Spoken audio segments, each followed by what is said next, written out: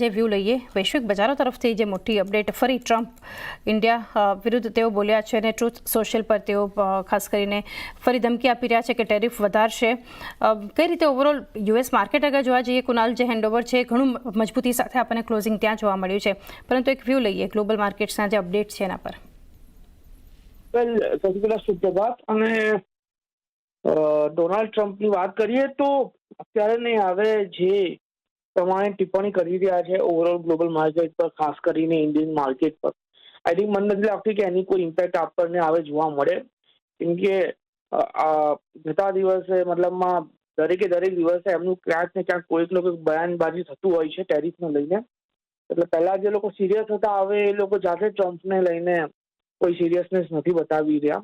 અને બીજી વસ્તુ એ છે કે જેટલા પણ મોટા ઇકોનોમિસ્ટ છે બધાની જો આપણે ક્યાંક ને ક્યાંક ઇન્ટરવ્યુ વાંચીએ, અથવા એમનો રિપોર્ટ વાંચીએ, તો એ લોકોના હિસાબ એવું જ છે કે ટ્રમ્પ સાહેબ જે અત્યારે ટેરિફ વધારવાની વાત કરી રહ્યા છે એ ટાઈમિંગમાં અને લાંબા ગાળામાં પોતાના જ પગ પર કુહાડી મારવા જેવું અત્યારે પગલું ભરી રહ્યા છે. કેમ કે ત્યાં અમેરિકામાં હજુ પણ મેન્યુફેક્ચરિંગ ફેસિલિટીઝ એવી નથી જે અત્યારે ઇન્ડિયા અને ચાઇનામાં છે, અને બીજા કન્ટ્રીઝમાં, ખાસ કરીને વિયેતનામ ને એમાં છે.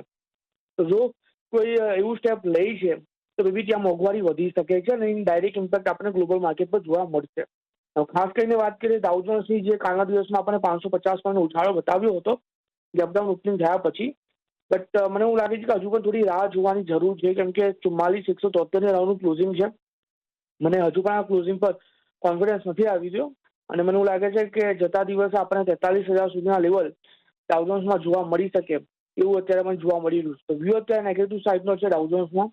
નાસ્ડેકમાં પણ આપણને એક સ્માર્ટ રિકવરી જોવા મળી છે, બટ આ રિકવરી હજુ પણ મને ડાયજેસ્ટ નથી થઈ રહી. એટલે ડાઉ જોન્સમાં, નાસ્ડેકમાં પણ મને એવું લાગે છે કે 22,700 સુધીના લેવલ આપણને આવનારા દિવસોમાં જોવા મળી શકે. ઓવરઓલ એક નેગેટિવ સાઇડ પર એક વ્યૂ આપણને બનતો જોઈ રહ્યા છે ગ્લોબલ માર્કેટ્સ પર. એફઆઈએસ અને ડીઆઈએસના ફિગર્સ હવે જોઈએ કુનાલ, તો ગઈકાલે 2,567 કરોડનું સેલિંગ છે એફઆઈએસનું.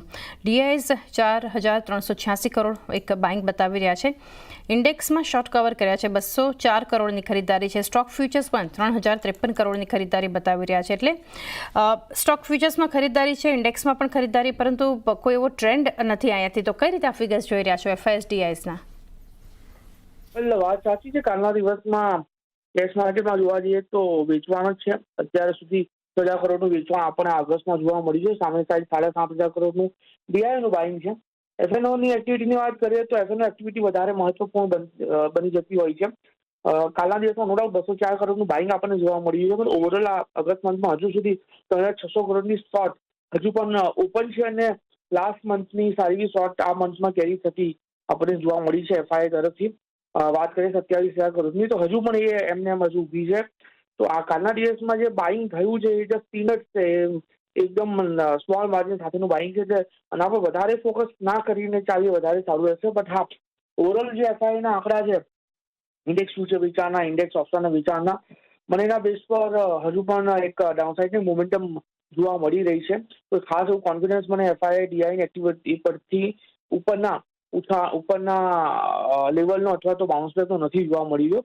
એટલે બંનેની ડીઆઈ એફઆઈની એક્ટિવિટી, ખાસ કરીને એફઆઈની ફ્યુચરની એક્ટિવિટી હજુ પણ બિયરિશ મોમેન્ટમ, બિયરિશ સેન્ટિમેન્ટ ઇન્ડિકેટ કરી રહ્યું છે.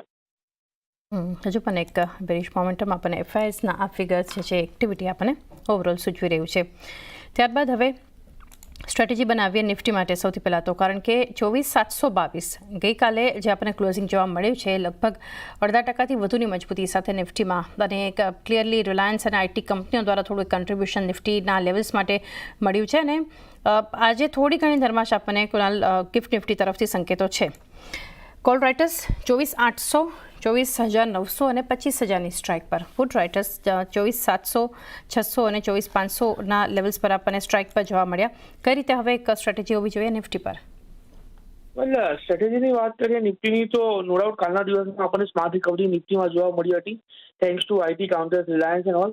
બટ અત્યારે આ લેવલ પર ઓવરઓલ નિફ્ટીની વાત કરીએ તો મારું વ્યૂ અત્યારે નેગેટિવ સાઇડનો જ બની રહ્યો છે. નો ડાઉટ ગિફ્ટ નિફ્ટી આજના દિવસમાં પોઝિટિવ સાઇડ છે, બટ મેઇન હર્ડલ 24,800નું છે. 24,800 ક્રોસ થવું ઘણું જરૂરી છે. જો 24,800 ક્રોસ થાય છે પછી આપણને એક સ્માર્ટ રિકવરી લેવલ પર જોવા મળી શકે છે નિફ્ટીમાં.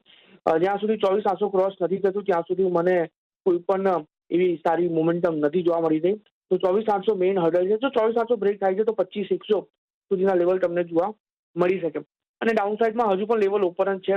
24,500 બ્રેક કરે તો 24,200 સુધીના લેવલ આપણને જોવા મળી શકે. તો મેઇન બ્રેક થ્રુ લેવલ 24,800નું છે. 24,800 બ્રેક કરે તો ત્યાં આપણે રિકવરી જોવા મળી શકે છે. અને સામે સાઈડ બેંક નિફ્ટીની પણ વાત કરીએ તો બેંક નિફ્ટીમાં પણ અત્યારે સેમ સિનારીઓ બની રહ્યો છે. કાલના દિવસમાં આપણને માર્જિનલ ઉછાળો જોવા મળ્યો હતો. 56,000નું લેવલ મેઇન લેવલ છે નિફ્ટી માટે. 56,000 જો ક્રોસ થાય છે તો પછી તમને સ્માર્ટ રિકવરી જોવા મળશે અને એના બેઝ પર તમને 1,000 પોઈન્ટનો પણ ઉછાળો બેંક નિફ્ટી બતાવી શકે છે. અને જ્યાં સુધી 56,000 બ્રેક નથી થતું ત્યાં સુધી સેવન રાઇટ સ્ટ્રેટેજીસ આપણે આ લેવલ પર યુઝ કરીશું અને આ બેઝ પર આપણને નીચે 55,000 સુધીના ટાર્ગેટ બેંક નિફ્ટી બતાવી શકે.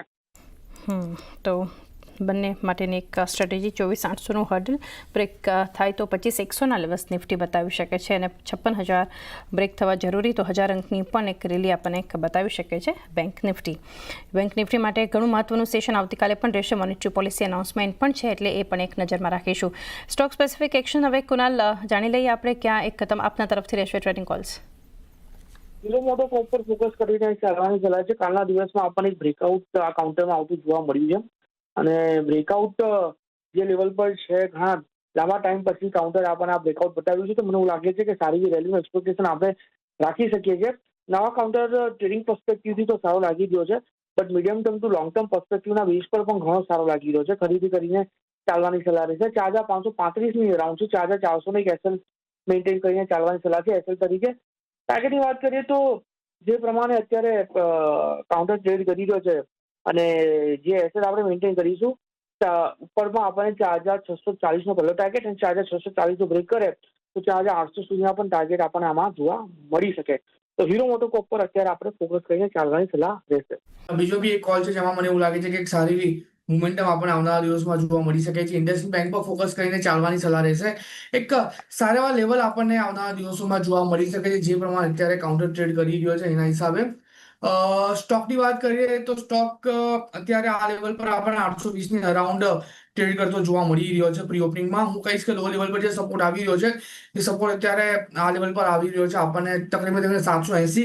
નો ડાઉટ એસએલ થોડો મોટો છે બટ મને ટાર્ગેટ સારા એવા લેવલ ઉપરની તરફ જોવા મળી રહ્યા છે. 820 પાસે ખરીદી કરીને ચાલીશું. 780નો આપણે એસએલ મેન્ટેન કરીને ચાલીશું. 850નો પહેલો ટાર્ગેટ રહેશે અને 850 જો બ્રેક કરે છે તો 900 સુધીનો પણ અલ્ટિમેટ ટાર્ગેટ આપણને આમાં જોવા મળી શકે. તો બીજો કોલ આપણો ઇન્ડસઇન્ડ બેંકનો રહેશે. પહેલો કોલ આપણો હીરો મોટોકોર્પનો રહેશે. તો પહેલો રહેશે પીએફસી પાવર ફાઇનાન્સ. મારા ખ્યાલથી મને લાગે છે કે એકવાર બાઉન્સ બેક જરૂર જોવા મળી શકે છે પાવર ફાઇનાન્સ કંપનીઝના અંદર જે હિસાબે સ્ટોક મોમેન્ટમ બિલ્ડ થતા જોવા મળી છે અને સપોર્ટથી બાઉન્સ બેક જોવા મળ્યો છે. તો મને લાગે છે કે એક અહીંયાથી એકવાર 437 સુધીનો એક બાઉન્સ બેક ટ્રેડ જોવા મળી શકે છે. સ્ટોપ લોસ 400નો રાખવાની મારી ભલામણ રહેશે પીએફસીના અંદર. સેકન્ડ રેકમેન્ડેશન છે મારી એચડીએફસી એએમસી. આપણે જોયા કે બધા જ એએમસી સ્ટોક્સના અંદર મોમેન્ટમ સારી બિલ્ડ જોવા મળી છે અને જે હિસાબે સેટઅપ આપણે એચડીએફસી એએમસીનું જોવા મળી રહ્યું છે મારા ખ્યાલથી સારી એવું જોવા જાય. 20 ડેમાં પણ સારી એવું ક્રોસઓવર જોવા મળ્યો છે. આરએસઆઈ પોઝિટિવ સાઇડ જોવા મળી રહ્યું છે. સ્ટોક્સમાં મારા ખ્યાલથી મોમેન્ટમ કન્ટિન્યુડ રહી શકે છે. 58-50 સુધીના લેવલ્સ આપણને ઇમિડિયેટ જોવા મળી શકે એમ છે અને સપોર્ટ જે છે એ મારા ખ્યાલથી 58-85નો છે. એ સ્ટોપ લોસ સાથે લોંગ કરવાની ભલામણ રહેશે એચડીએફસી એએમસી.